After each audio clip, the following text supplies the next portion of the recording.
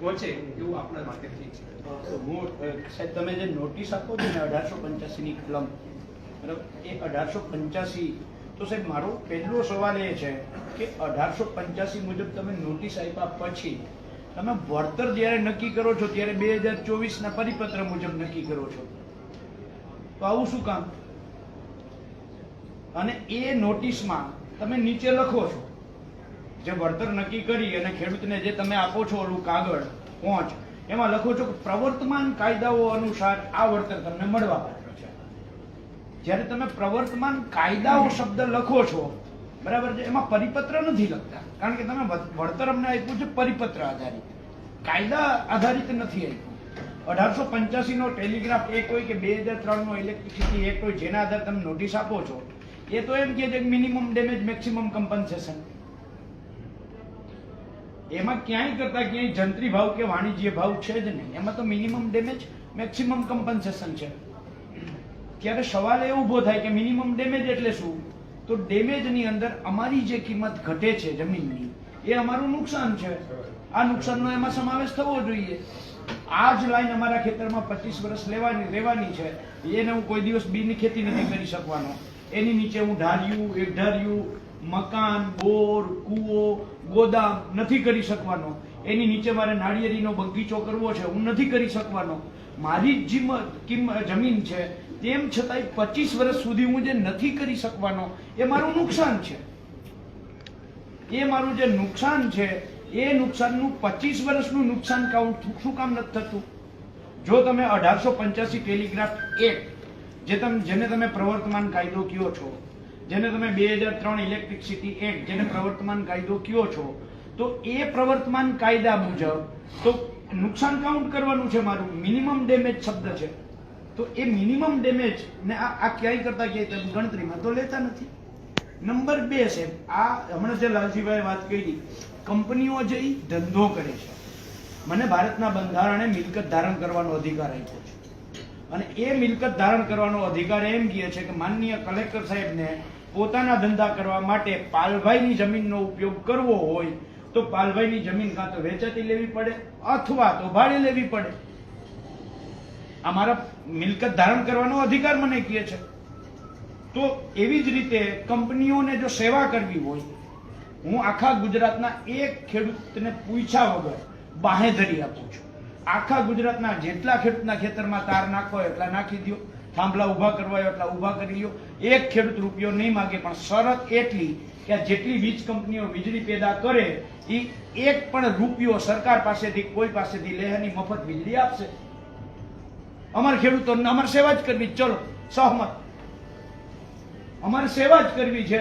અમારે આ 25 વર્ષની અમે 50 વર્ષનું લેખિત આપી દઈએ. કંપની લેખિત આપે કે અમે 1 રૂપિયો લેશું નહીં, ના સરકાર પાસેથી, જનતાની તિજોરીમાંથી કે કોઈ પણ પાસેથી, અમે સંપૂર્ણ મફત વીજળી આપશું. અમારે રાષ્ટ્ર સેવાનું કામ કરવું છે, તો અમને ખેડૂતોને રાષ્ટ્ર સેવાનો કામ કરવાનો એવો મોકો આપવામાં આવે સાહેબ, બરાબર, જે આ કંપનીઓના ખિસ્સા ભરાય અને અમને અમારી છાતી ઉપર 25 વર્ષ થાંભલા ઉભા થાય, આવી રાષ્ટ્ર સેવા અમને નથી જોતી. આ સરકારને અને કંપનીને મુબારક. ઉદ્યોગ સેવા, એટલે ઉદ્યોગ સેવા, બરાબર છે. એટલે આ એક સાહેબ મહત્વની વસ્તુ એ છે, જ્યારે અગાઉ પણ મેં જોયું, ખાખરેજી હોય કે વેજલપુર હોય, હું ત્યાં આવ્યો છું, પોલીસ પ્રોટેક્શન તમે આપો છો. ખાખરેજીના જ પોલની વાત કરું ત્યારે જે તે કલેક્ટર હતા ત્યારે વાત પણ મારે થઈ હતી. તમે સાહેબ એને 67 મીટરના આ કોરિડોરની મંજૂરી આપી છે. તમે એને મંજૂરી તો આ 67 મીટરના કોરિડોરની આપી છે, કારણ કે તમે જે વળતરનું લખ્યું છે એમાં લખ્યું છે કે 67 મીટરનો કોરિડોર. હવે આ 67 મીટરના કોરિડોરમાં આ થાંભલો ઉભો કરવા માટે આ કંપની અહીંયા તાણીઓ નાખે છે. અહીંયા તાણીઓ નાખવા માટે, બરાબર છે, એ ટ્રેક્ટર લઈ અને તાણીઓ ખેંચીને જાય, તાર ખેંચીને.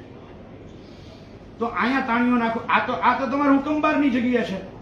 તો કંપની અમારી પાસેથી વપરાશી હક તરીકે જગ્યા કેમ નથી લેતી? અને તમે પોલીસને સૂચના આપો કે આ 67 મીટરની બહાર 1 ફૂટ જો કંપની ઉપયોગ કરે તો ત્યાં ખેડૂતને પોલીસ પ્રોટેક્શન આપવું, કારણ કે આ તો અનધિકૃત પ્રવેશ છે, તમારા હુકમ બહાર પ્રવેશ છે. જ્યાં તમારા હુકમ બહાર પ્રવેશ કરે છે ત્યાં એને ખેડૂતને પોલીસ પ્રોટેક્શન મળવું જોઈએ.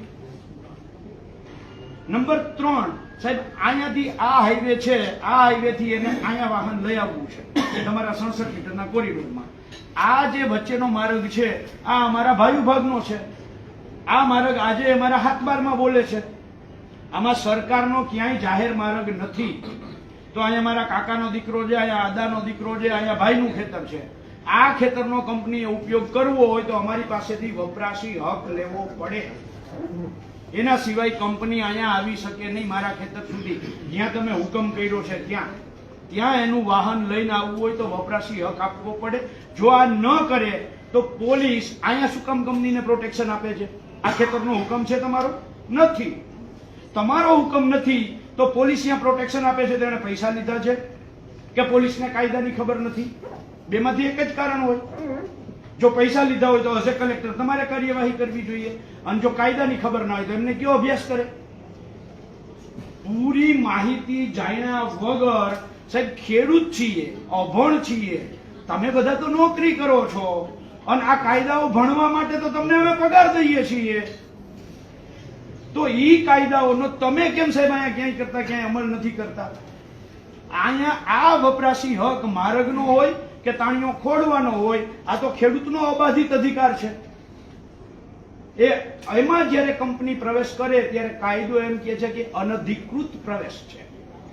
અને અનધિકૃત પ્રવેશ સામે પોલીસનું પહેલું કામ બને છે કે ત્યાં ખેડૂતને રક્ષણ આપે. સુઓ મોટો પણ ખેડૂત અરજી ના કરે તો પણ સુઓ મોટો પોલીસે ત્યાં રક્ષણ આપવાની ડાયરેક્ટ એની પ્રક્રિયા બદલી જાય. જ્યારે કોઈ પણ ગુનો બને ત્યારે પોલીસ મેન્યુઅલ છે એ એમ કહે છે કે કોઈ પણ ગુનો બને અને એ પોલીસ જ્યારે જોઈ ત્યારે એને સુઓ મોટો પોલીસ ફરિયાદ કરવી. આ પોલીસ મેન્યુઅલમાં છે. તો જ્યારે પોલીસ મેન્યુઅલ એમ કહેતા હોય અને પોલીસ જો એ ફરિયાદ ના કરે તો પોલીસ પોતે ગુનેગાર છે. તો કેમ આવું તો હજારો વિડીયો ખેડૂતો દેખાડે જ તમને, કેમ કોઈ એક્શન નથી લેવાતું? સાહેબ આ ક્યાં સુધી અમારે આવી રીતે સહન કરવાનું? એક તો તમે નોટિસ આપો અલગ કાયદાથી, વળતર આપો બીજા કાયદાથી. એક કલેક્ટર આપે જંત્રી ભાવે અને બીજો કલેક્ટર આપે માર્કેટ ભાવે. એક જ લાઈન 765 જેવીની ખાવડાથી મહારાષ્ટ્ર વાળી લાઈન. નવસારી કલેક્ટર હુકમ કરે છે માર્કેટ ભાવના 4 ગણા અને મોરબી કલેક્ટર હુકમ કરે છે જંત્રી રેટના 25%.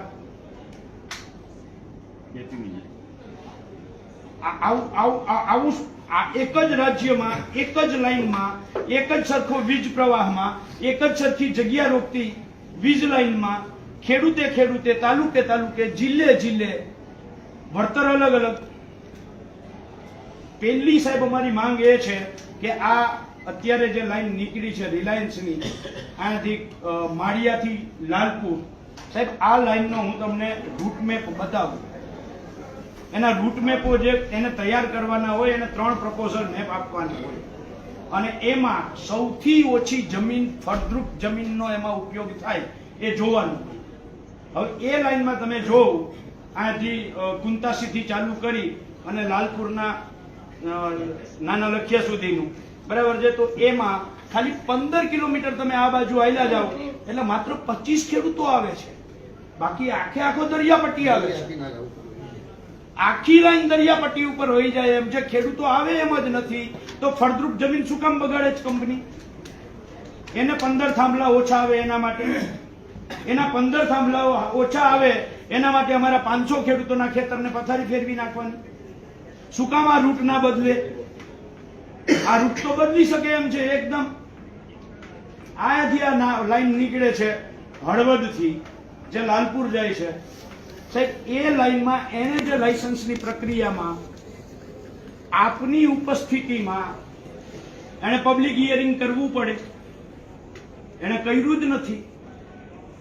તમે ક્યાંય ગયા છો અદાણીના પબ્લિક હિયરિંગમાં? લાયસન્સ લેતા પહેલા. હા, લાયસન્સ લેવા માટેની પ્રક્રિયા કહું છું. લાયસન્સ આ લાઈન પસાર કરવા માટેની લાયસન્સ લેવાની પ્રક્રિયામાં એને પબ્લિક હિયરિંગ કરવું પડે. તમારા મામલતદાર, તમારા પ્રાંત કે આપ ખુદ બરાબર છે, આપના કલેક્ટરમાંથી કોઈ પણ એક પણ પબ્લિક હિયરિંગ આટલી લાઈનો નીકળી એમાં થયું છે? તો સાહેબ આ કાયદાનો ભંગ છે. તો તો કંપની કાયદાનો ભંગ કરે તો એને સંપૂર્ણ છૂટ, અને અમે ખેડૂતો અમારા છાતી ઉપર થાંભલો ખોરતો હોય અને નાનો મોટો આડો અવડો શબ્દ બોલાઈ જાય તો ડાયરેક્ટ ઉપાડીને પોલીસને ગાડીમાં નાખી દઈએ. એટલે કાયદો એનો અર્થ એવું કે ખેડૂતો માટે છે જ નહીં, માત્ર કંપનીઓ માટે જ છે સાહેબ. તો આ જે છે સાહેબ, આમાંથી અમે તમને વિનંતી કરવા આવ્યા છીએ. અત્યારે જેટલા ખેડૂતોને આજે તમે નોટિસ આપીને બોલાવ્યા છે, અમારી બધાય વતી પહેલી આજની વાત એ છે કે એમને સૌથી પહેલા તો એને મુદત આપી દેવામાં આવે 20 દિવસની, 2-5 દિવસની નહીં, બરાબર છે. ઓછામાં ઓછી 20 દિવસની એમને મુદત આપો, જેથી કરીને અમે ક્યાંક થોડુંક વકીલ, થોડુંક લીગલી બધું જ ભેગું કરી અને સાથે તૈયારી સાથે અમે પાછા આવી શકીએ. એટલે તો પહેલા અમને ઓછામાં ઓછી આજે જેટલા ગામોને નોટિસ આપી છે એટલા ગામોને અમને 20 દિવસની મુદત આપવામાં આવે. બધાય ગામ વતી અમે તમને વિનંતી કરવા આવ્યા છીએ. અને આ મુદતની જ વિનંતી નહીં, આવનારા દિવસોમાં કંપનીએ ક્યાં લોનો ભંગ કર્યો છે સાહેબ. તમારી પાસે જો નિષ્ણાંત માણસો ના હોય તો હું જયેશભાઈ કહું 2 દિવસ અહીંયા આવી જાય અને નિયમોની તમારા એક માણસને આપો, એની હારે ચર્ચા કરી અને લખાવી દે કંપની આટલા નિયમોનો ભંગ કર્યો છે. કહેતા હોય તો હું એ 2 દિવસ આપીશ, પણ હું માનું છું સરકાર પાસે નિષ્ણાંત માણસો તો હશે.